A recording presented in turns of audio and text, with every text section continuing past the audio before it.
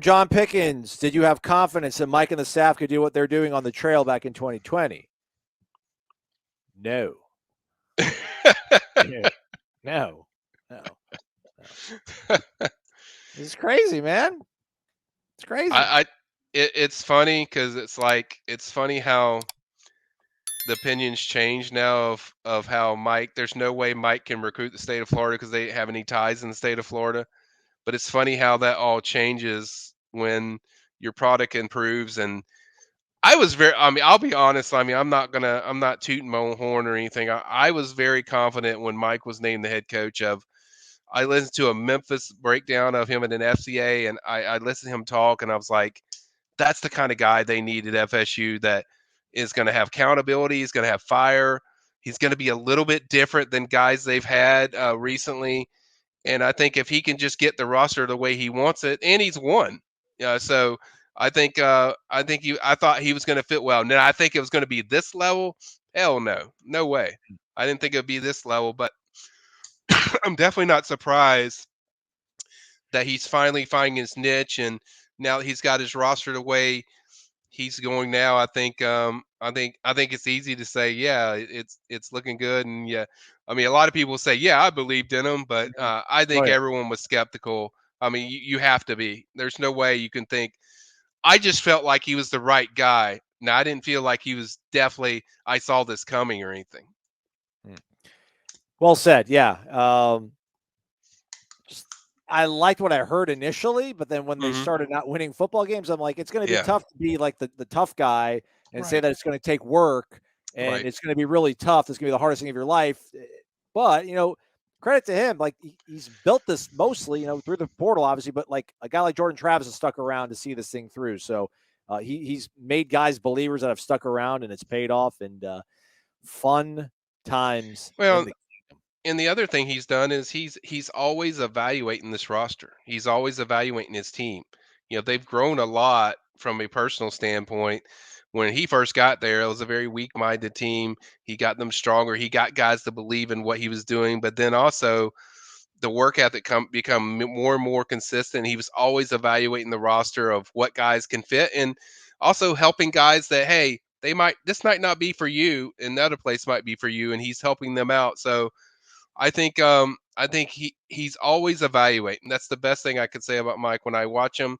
Yeah, there's the energy, great guy, fun guy to be around, but he's always evaluating something can be better. Polk County Noles says, love the show. Love everything you guys do. We should stop there. There's this nothing is a else wonderful. That's the most important thing just positing that Polk County Noles is a wonderful way to ingratiate yourself. Long-time listener, post rarely. I'm part of the $1 club. So you got in for the $1. Yeah.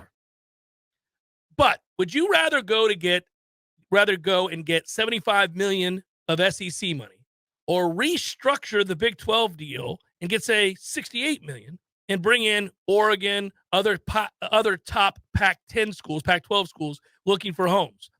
You would have maybe FSU, Clemson, Miami, get rid of some of the weaker teams, supplant them with a Washington and an Oregon, make a run out of Power 3, give ESPN 2 power conferences. They'd tear up the ACC and Pac-12 for eyeballs. Yeah, no, again, but mostly for the reasons we were just talking about. The travel, you're going across the country, back and forth across the country.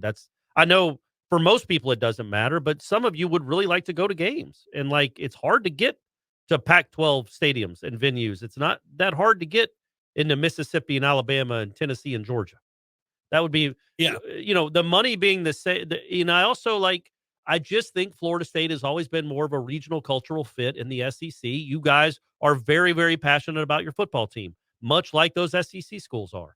Yeah. I don't know that it's the cultural fit, but I mean, not that matters as much. I would think, me personally, and I'm only speaking for myself, I would prefer the SEC over that model. That example. Partly, and I think what you're doing is reverting back to what we would all say. It's relative ease in terms of your lifestyle to be able to go back and forth, say, to the Grove or to Knoxville or to Gainesville, which we already do, or go to Athens, obviously, or go to Austin. That'd be nice. Yeah. Obviously, I'd love to head on over to Baton Rouge and have some fun with the LSU fans.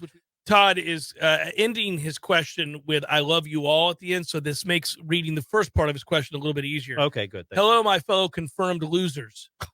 Why do I still have trouble trusting this team's high potential next year? Is it a hangover effect from the lost decade and the Jimbo Willie debacle?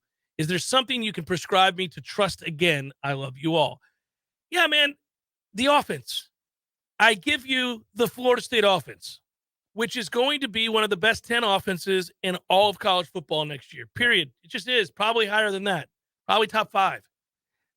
You have a Heisman caliber quarterback under center. You have a deep and sizable offensive line. 12 Thunder, deep. by the way? It is. Oh, my goodness. Yeah. Every day at this time. We go off the air, you know what happened, folks. Yeah.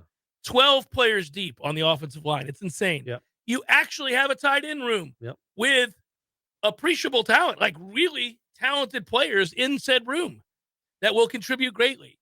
You have a depth of talent at running back. You're 5 deep at running back, 4 deep. I mean, if Keziah Holmes is healthy, you're 5 deep. So you just have an awful lot of weapons. You got Johnny Wilson out there. That's a matchup nightmare, and you've got enough. I'd like him to bring in another receiver, and who knows, they may still.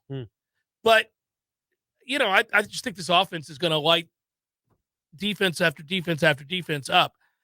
The only time I see them getting slowed down, and you have the one game that you can never pinpoint that you're just like, well, they're not on it today, or it's in inclement weather or something. And you are opening with a real team. I was going to say, you have a very good LSU If you're team. opening with like Georgia Tech or somebody like that, I think you'd feel better. That you might just not be at your best because it's the season opening game, and most teams aren't. And that might be the biggest game of the year. It just happens to be your first one. So I get the skepticism, but yeah, man, I get the not pessimism, because that wasn't necessarily a pessimistic question, but that you have suffered a lot of losing and a lot of heartache over the last 5 years. It's hard to fully commit. Oh yeah, and if you keep getting broken up with by your by significant others, you build a wall. You're just like, okay, I'm not going to trust you anymore. I'm not tired of getting hurt like this. You know, I will say this: if I wanted to poke holes in my own argument about why you shouldn't say, we don't want to do that. That's not what this show's about. Do you want me to do that? No. Do you want me to poke holes? Because I can. I know we don't. I can give you a lot of reasons. We got 115 days for you to do that. Bishop writes, I know the baseball season has been a hard one. Last night, Cal Raleigh hit home runs from both sides of the plate at Fenway Park. Yeah. This got me thinking, what's the greatest feat you have seen a former Nole accomplish in Major League Baseball? Well, Buster Posey won 3 World Series, an singular MVP. Feat. Singular feat. All right, well. What do you think? So not a seasonal award. Not even a season thing. It's got to be like one game. You're not going to say Dion flying and playing football and baseball on the same day. That's a pretty good one, man. It's a pretty good one. Not the same day. The fact that he hit a home run and scored a touchdown in the same week. Yeah. Major League Baseball home run and then scored a touchdown on a punt return. It's pretty good. That's got to be it, right? I would think it's probably. I wasn't at either, but that has to. I mean, who scores a touchdown in the NFL and hits a home run in Major League Baseball? And he was the second best. I mean, Bo Jackson did. But he didn't do it because he wouldn't do both simultaneously. You know what I mean? Coward. Like I know, big baby. Dion would. So I would say that, man, hitting a home run. That. Well, but wait a minute. So yes, because you're compounding. You're taking the two. If it's just a baseball accomplishment, hitting a home run is whatever. Yeah. I mean, it's still amazing. I'd love to hit a home run in a Major League Baseball game, of course. But you know, lots of people have. So no, I don't know. I don't know what it would be. Nobody's thrown a no-hitter, have they? Or from Florida State game? No, I wouldn't think. No, Paul Wilson never achieved. He did not get to the no-hitter. Yeah, it never happened. I don't think.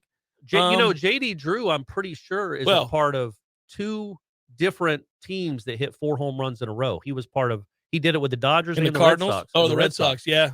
I mean, that's a pretty crazy feat. That doesn't happen a lot. 4 home runs in a row has happened probably 15 times in the history of baseball. And JD was a part of 2 of them. He also hit a prodigious home run to straightaway center in Boston in the playoffs in their run. Yeah, to the world. He had some power. I mean, that one to center. I mean, it's the high part where the fence comes in from the low part and then the highest part of the wall. He hit that part. It was crushed. Yeah, that's a better home run. Probably, but I mean, just 2 4 in a row home run. And Buster, I mean, choose something for Buster. He was awesome. Won an MVP, won a World Series MVP, won a batting title, won Comeback Player of the Year, Rookie of the Year. Yeah, he did it. He did a lot of things. Yeah, Buster Posey did.